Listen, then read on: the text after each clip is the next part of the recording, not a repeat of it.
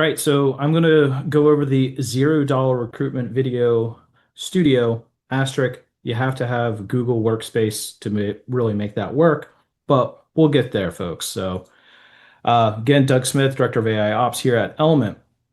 We're going to talk about predominantly Google. If you enjoy this session, you'll love Artist's session from yesterday. He goes into way more depth on this topic, but I'm going to give you a brief appetizer so you can go reference that one from yesterday. So the two solutions that we're using here are Veo 3, which is the video creation solution that Google has. So literally, you just go into Google Gemini Studio, or you can go to Flow at Google to do this, if anyone can pay for that.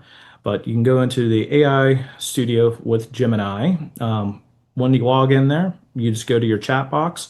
You'll see your general chat box, and you see that little plus icon. From that plus icon, you'll see create video or use Nana Banana. So what that allows for you to do, simply just type in what you want to create, and it's going to generate that video for you. And it also does that with audio, which is fantastic. So that's a new rollout that's happened. Nana Banana, also super helpful in this studio type situation, which allows for you to take a still image and make modifications, edits, additions to it. So you can add your logo to it. You can change colors of objects and things of that nature. And I'll touch on a couple examples of that. So uh, I have a couple basic prompts here, so feel free. You can jump in here and you can grab these as need be. If you want to convert something from like black and white into color, if you want to change certain color aspects, if you want to add an object to an existing image, remove objects or people, all of those things are available with Nana Banana from Google. As well as you can do a bunch of like blending and mashups as need be. So you can take something that would be a traditional classical vibe and make it like Tron or glow it up, so to speak. So let's see sort of example of that. So we have the beautiful Brendan here. I believe this was an Engage Summit from this past summer. We did a nice little glow up for him. Shout out to everyone that was wearing pink yesterday and posted on LinkedIn. All that good money going to a very charitable cause to help breast cancer. Then we are going to go on here to the things that you need to contemplate as you're building the video. Now, as you're thinking about building a video, think as if you were a producer. You were the person behind the camera.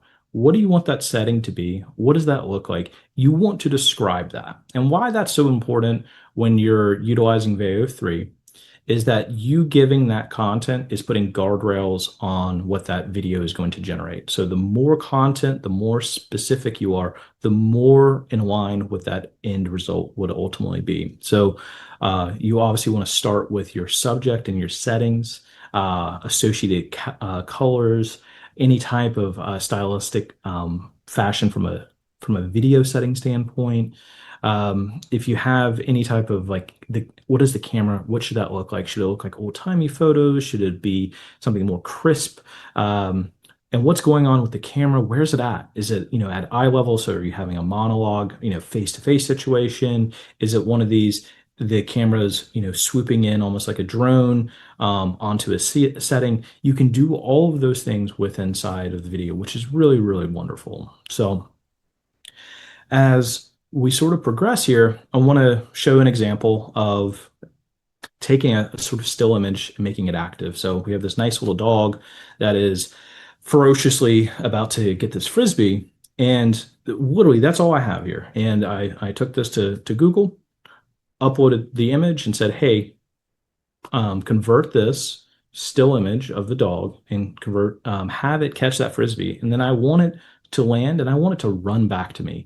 And what I'll describe some of these things as we go through this next video here as it does its thing. So as you can see, it took that still image and it looks like a real dog. The physics model's there. You can see some like grass flying up in the background.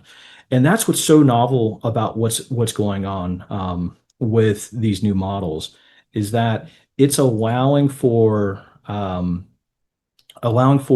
much, much, much richer, deeper physics-based models are being incorporated inside of this imagery. And that's going to be the real unlock here. And that's where we're going to get to this recruitment video is that you you're not going to be hampered by potential budgetary concerns of, hey, I need, you know, six figures to create this promotional video for my campus. I can do it with my own team. I can do it myself. I can do it in the night and work through it. And it's going to have really, really high quality. There's a lot of iteration you still need to go on. So refer back to what I was highlighting, set the scene, a couple little caveats. Some of these models aren't fantastic with language. So there's some misspellings on occasion you'll see. So just be cognizant of that. One of the core things I do is sort of suggest don't show words unless it's a very clear small statement.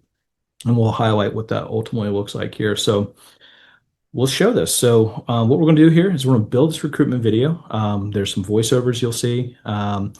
The campus you'll see is a very futuristic campus. There's some ambient noise and you'll hear some talk track that's going to be going on with this. So what I used here is, giving the LLM, what are you attempting to do? What is this for? So I'm going to highlight the program. I'm going to highlight what type of energy do I want to convey? Do I want to have a very serious tone? Do I want to have high energy? In this situation, I want relatively high energy and very futuristic. Highlighting what the video length needs to be, and then gave it some additional options. And one of the things that I strongly recommend is you start here, go into Gemini, provide that baseline. This is the scenes that I want to create. Ask it to create the scenes for you.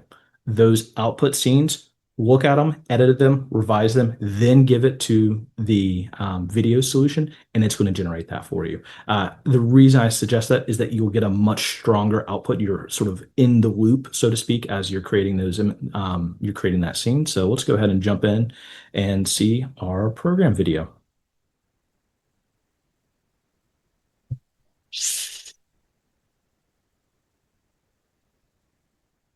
Are you ready to join the AI evolution? Do you have the vibe to be a change maker? Enrolling now for classes starting in November. Join the change makers in AI. Fire University, where AI meets education. All right. So what I did there, we'll just watch it again. These are three separate scenes. Are you ready to join the AI evolution? Do you have the vibe to be a change maker? So the first scene is that sort of baseline scene of what you want to see. Join the change makers in AI. Is Fire University, where AI meets education. You're showing multiple different scenes that are going on to give it a degree of energy. And that third scene, I designed it specifically with some of our imagery and logos and really wanted that to sort of be the capstone piece. An additional technology solution that I used here was Google Vids. And Google Vids is a no-cost solution if you're in the Google Workspace to where you could take those images that you're creating and pass those in and stitch it together. And if you need be, you can add additional narration on the end. I actually use the additional narration on the end there to assist with giving more fidelity to the output. I've found when utilizing Gemini VO3 so far, it's pretty good at giving you exactly the audio. Sometimes it's just not starting at the exact time, so you get a little bit more ability to move around.